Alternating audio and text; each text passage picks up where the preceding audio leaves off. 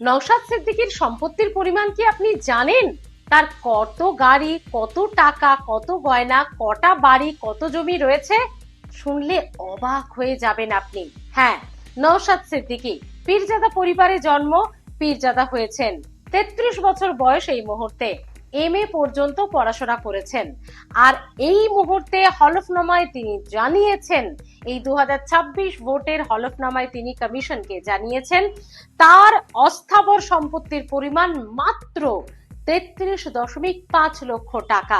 এবার আপনারা ভাবছেন তার অনেক গাড়ি বাড়ি টাকা কড়ি করে রেখেছেন? না, 2021-এ 19 লক্ষ টাকার একটি স্থাবর সম্পত্তি হলফনামায় দেখিয়েছিলেন 2021-এ, অর্থাৎ এর আগের নির্বাচনে। কিন্তু এবার 2026-এ সেই 19 লক্ষ টাকার স্থাবর সম্পত্তিও তার নামে নেই এবং কোনো গয়না নেই, কোনো সোনা নেই বলেই জানিয়েছেন নওশাদ সিদ্দিকী। ভাবুন একবার, আরো একটি তথ্য দিই, গত অর্থবর্ষ পর এই অর্থবর্ষে তার সম্পত্তির পরিমাণ কমেছে, বাড়েনি, জানিয়েছেন তিনি নিজেই হলফনামায়।